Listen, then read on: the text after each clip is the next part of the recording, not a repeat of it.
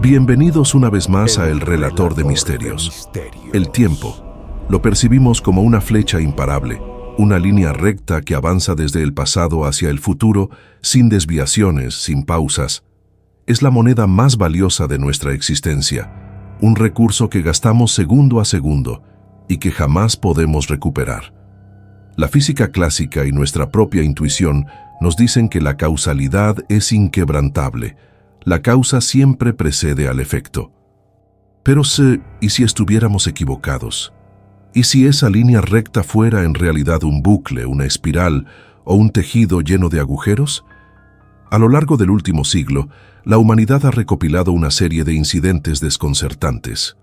No hablamos de simples cuentos de fogata, sino de expedientes que desafían la lógica, anomalías que van desde artefactos arqueológicos imposibles hasta intervenciones digitales que demuestran un conocimiento técnico que no debería existir. Hoy nos embarcaremos en una investigación exhaustiva y multidisciplinaria. Vamos a diseccionar los 10 casos más enigmáticos de supuestos viajes en el tiempo. Analizaremos la evidencia forense, la historia de la tecnología y la psicología humana para separar la verdad del fraude, la leyenda.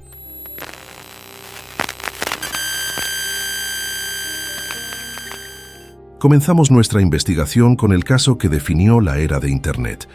Un caso que no surgió en libros antiguos, sino en el flujo de datos de la red mundial. El caso de John Titor.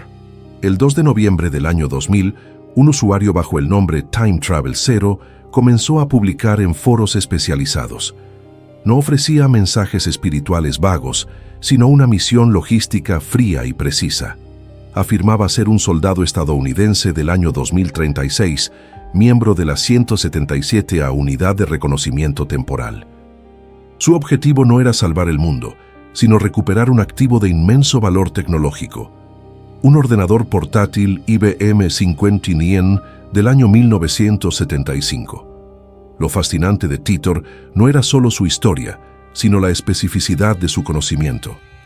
Titor explicó que en el año 2038, el mundo enfrentaría un colapso tecnológico similar al efecto 2000, pero mucho más grave, relacionado con sistemas basados en Unix.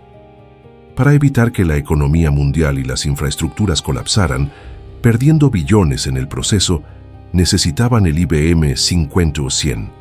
¿Por qué esa máquina antigua? Según Titor, ese ordenador poseía una funcionalidad de hardware única y no documentada que permitía traducir código legado entre diferentes lenguajes antiguos, una función vital para depurar los sistemas del futuro. Aquí es donde la historia se vuelve inquietante. Años después de las publicaciones de Titor, ingenieros de IBM confirmaron la existencia de esa función secreta. Bob Dubke, uno de los creadores originales, reveló que la interfaz oculta existía y fue suprimida por la corporación para proteger sus intereses comerciales en el mercado de mainframes. Titor sabía algo en el año 2000 que solo un puñado de ingenieros retirados conocía. ¿Cómo obtuvo esa información privilegiada? Titor también describió su máquina del tiempo, la unidad de desplazamiento temporal C204, con diagramas técnicos que hablaban de microsingularidades y manipulación gravitatoria, instalada en un Chevrolet Corvette de 1967. Sin embargo, su credibilidad se desmoronó con sus predicciones geopolíticas. Habló de una guerra civil en Estados Unidos en 2004 y un ataque nuclear ruso en 2015. Eventos catastróficos que, afortunadamente, no ocurrieron en nuestra línea temporal. Las investigaciones más recientes apuntan a que la historia fue una elaborada obra de ficción transmedia, posiblemente orquestada por la familia Haber en Florida, con el fin de generar ingresos a través de libros y derechos de autor. Pero el legado de Titor permanece. Nos educó sobre la fragilidad de nuestra infraestructura digital y demostró cómo un detalle técnico oscuro puede valer más que el oro si se usa para anclar una mentira en la realidad.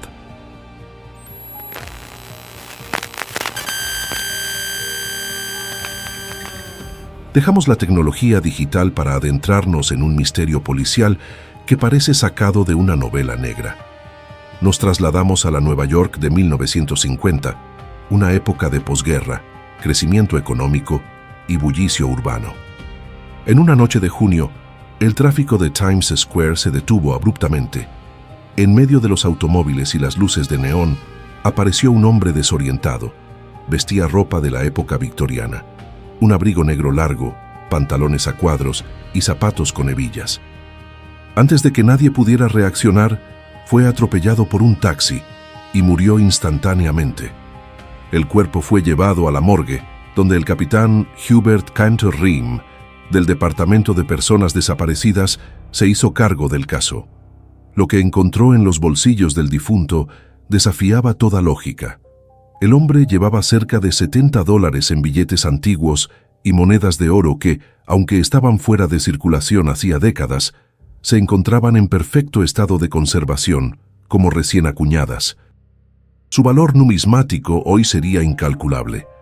Además del dinero, encontraron una tarjeta a nombre de Rudolf Fentz, una carta fechada en 1876 y una ficha de cobre para una cerveza por valor de 5 centavos. La investigación policial llevó a Ream a descubrir un expediente de personas desaparecidas de 1876. Un tal Rudolf Fentz había salido a caminar y nunca regresó. La descripción de la ropa coincidía perfectamente con el cadáver de 1950.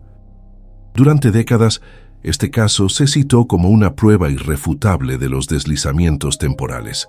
Sin embargo, la verdad, a veces, es más extraña que la ficción.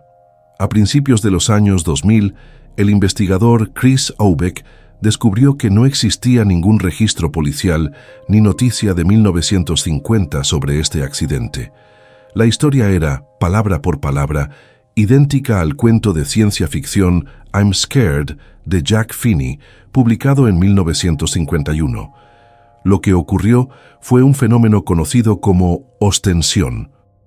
La ficción de Finney fue plagiada, distorsionada y presentada como un hecho real en boletines de misterio, hasta que la sociedad la aceptó como verdad histórica. Rudolf Fentz nunca existió fuera de las páginas de una revista, pero su historia nos enseña cómo el deseo colectivo de creer puede transformar una narrativa de entretenimiento en una falsa memoria histórica.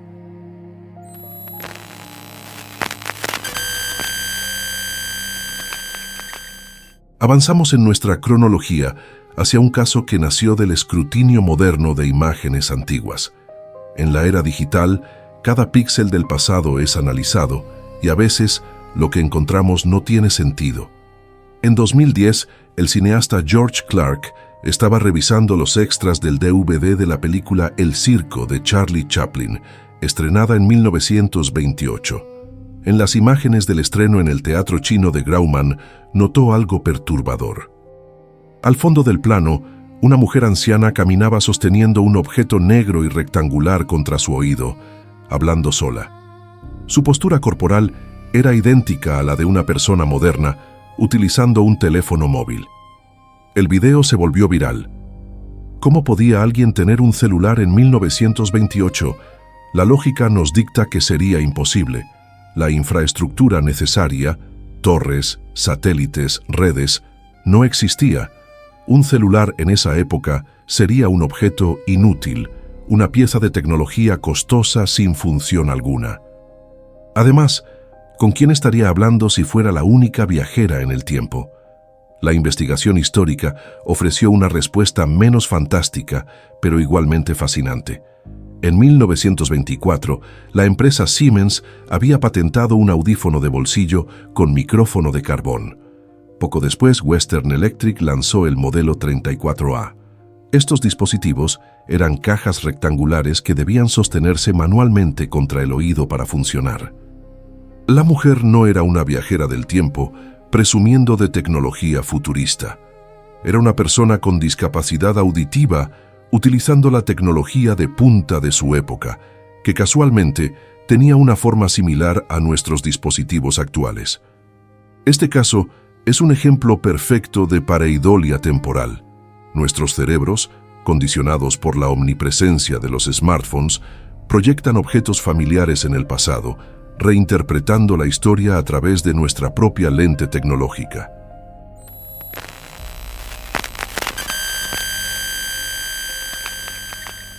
Si estás disfrutando de esta investigación y valoras el contenido detallado, recuerda que tu apoyo es vital para que podamos seguir produciendo estos documentales.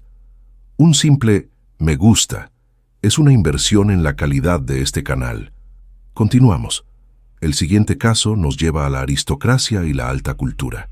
El 10 de agosto de 1901, Charlotte Ann Moberly y Eleanor Jourdain, dos académicas británicas de gran prestigio, visitaban el Palacio de Versalles en Francia. Decidieron caminar hacia el Petit Trianon, el refugio privado de la reina María Antonieta. Durante el paseo, ambas mujeres reportaron una sensación repentina de melancolía y opresión. El paisaje pareció volverse plano, sin vida, como un decorado teatral. Se encontraron con personas vestidas con modas del siglo XVIII, jardineros con casacos largos y sombreros tricornios, y una mujer sentada en el césped dibujando, a quien Moberly identificó más tarde como la propia María Antonieta. Lo más intrigante de este caso no son las apariciones, sino la geografía. Las mujeres describieron haber cruzado un puente rústico y visto un kiosco circular que no existían en los mapas de 1901. Años después, investigaciones en los archivos reales revelaron mapas antiguos de 1789 que mostraban exactamente esas estructuras en los lugares descritos. ¿Viajaron físicamente al pasado? ¿O experimentaron una retrocognición, accediendo a una memoria residual del lugar?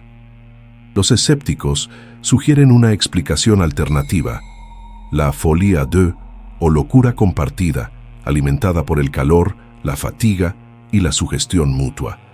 También se ha propuesto que pudieron haberse topado con una fiesta de disfraces privada organizada por el poeta Robert de Montesquieu, conocido por sus extravagantes recreaciones históricas que costaban fortunas a sus mecenas. Sea cual sea la verdad, el incidente Moberly-Jourdain sigue siendo uno de los relatos de deslizamiento temporal más respetados, defendido por la integridad académica de sus protagonistas y los detalles topográficos que parecían imposibles de conocer.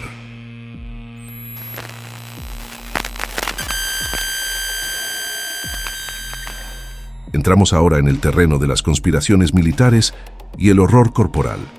El experimento Filadelfia es quizás la leyenda urbana naval más famosa del mundo, una historia donde el presupuesto de defensa y la física teórica se encuentran con resultados desastrosos. La leyenda cuenta que el 28 de octubre de 1943, la Marina de los Estados Unidos intentó hacer invisible al destructor USS Eldridge, utilizando la teoría del campo unificado de Einstein. El objetivo era táctico y económico: crear barcos indetectables para ganar la guerra rápidamente. Pero según el relato, el experimento salió terriblemente mal.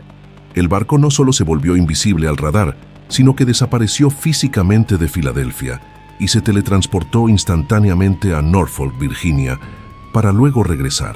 Las consecuencias humanas fueron dantescas. Se dice que algunos marineros se volvieron locos, otros desaparecieron para siempre.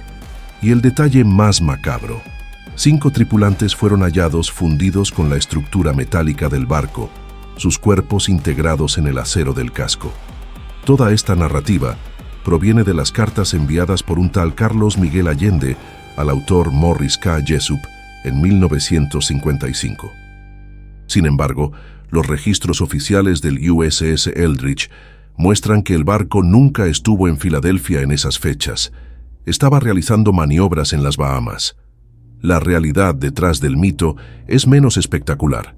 La Marina realizaba procesos de desmagnetización, de gaussing, para proteger los barcos de las minas magnéticas. El término invisibilidad se refería a invisibilidad magnética, no óptica.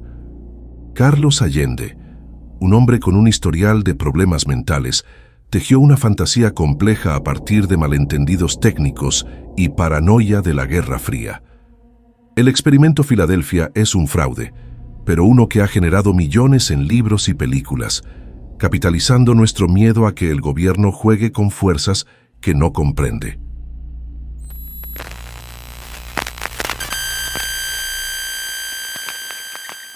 A diferencia de los casos aislados, Bold Street en Liverpool, Inglaterra, es considerada una zona activa de anomalías.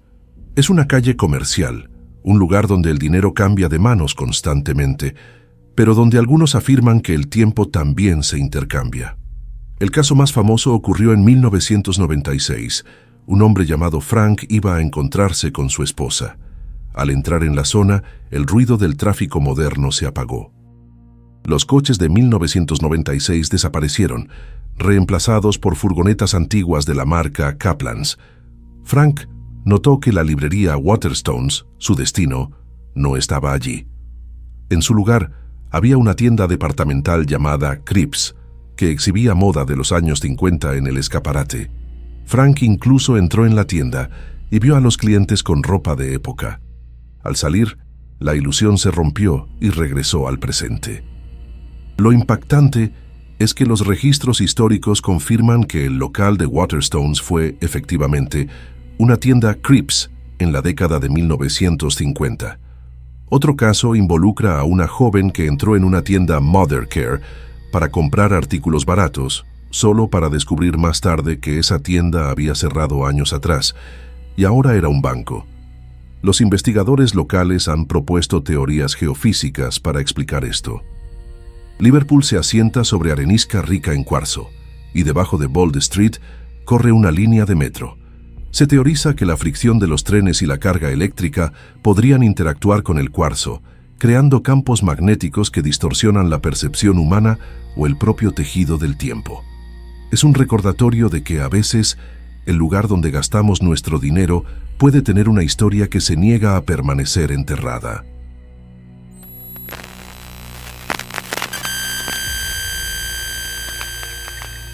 En 2006, Internet fue sacudida por un video que parecía ser la prueba definitiva.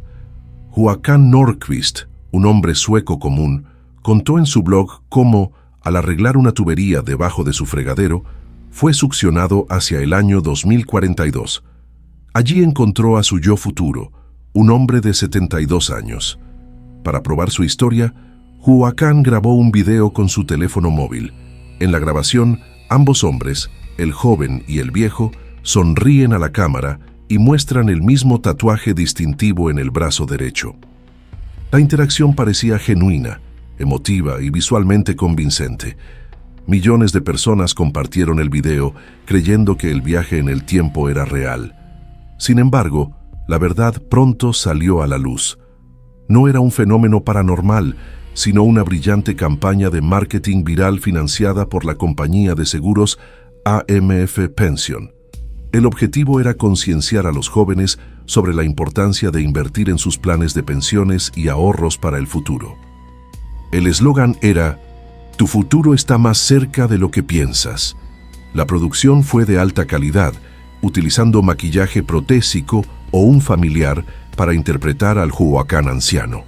Este caso demuestra cómo nuestra esperanza de trascender el tiempo puede ser utilizada como una herramienta para vender productos financieros. Fue una lección magistral sobre la credulidad en la era digital.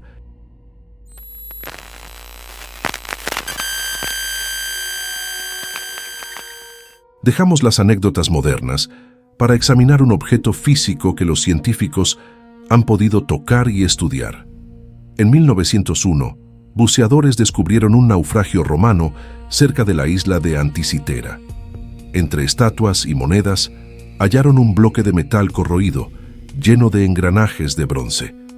Cuando se analizó, la comunidad científica quedó atónita. El dispositivo, datado alrededor del año 150 a.C., era una computadora analógica de una complejidad que no se volvería a ver hasta los relojes astronómicos del siglo XIV, más de 1000 años después. Podía predecir eclipses, rastrear los movimientos de los planetas y calcular los ciclos de los Juegos Olímpicos con precisión matemática. Su existencia era tan anacrónica que algunos lo llamaron un OPART, artefacto fuera de lugar, sugiriendo intervención alienígena o viajes en el tiempo. ¿Cómo podían los antiguos griegos tener tal tecnología? La respuesta reside en el valor del material. El bronce era caro y reciclable. Es probable que existieran muchas máquinas similares, pero fueron fundidas a lo largo de los siglos para hacer armas o monedas. El mecanismo de Anticitera sobrevivió solo porque se perdió en el fondo del mar, lejos de la codicia humana. No es prueba de viaje en el tiempo, sino una prueba de que la humanidad ha olvidado más conocimientos de los que ha preservado. Es un tesoro de la ingeniería que nos obliga a reescribir los libros de historia.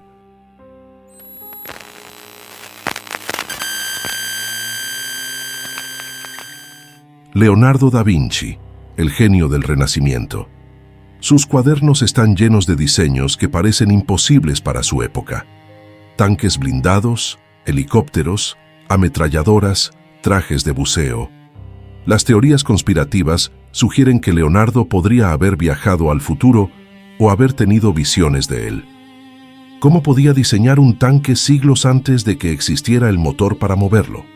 Se dice que escribía de derecha a izquierda, escritura especular, para cifrar secretos peligrosos que podrían desestabilizar el poder y la economía de su tiempo.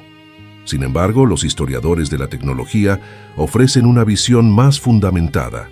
Leonardo no trabajaba en el vacío, estudió y mejoró los diseños de ingenieros anteriores como Tácola. Su genio residía en la observación de la naturaleza y en una imaginación sin límites, financiada por mecenas poderosos que buscaban ventajas militares.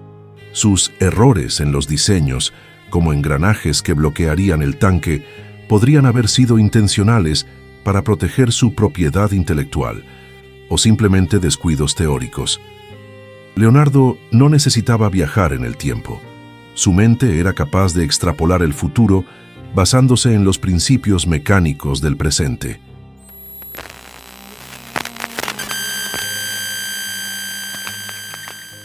Cerramos nuestra investigación con Edgar Cayce, el profeta durmiente.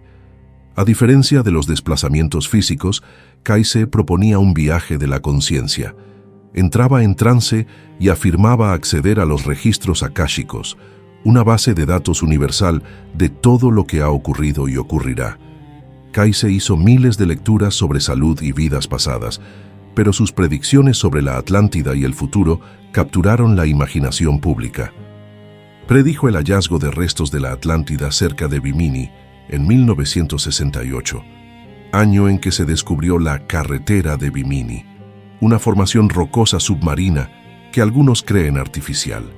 Sus visiones sugerían un universo donde el futuro ya existe, esperando ser leído.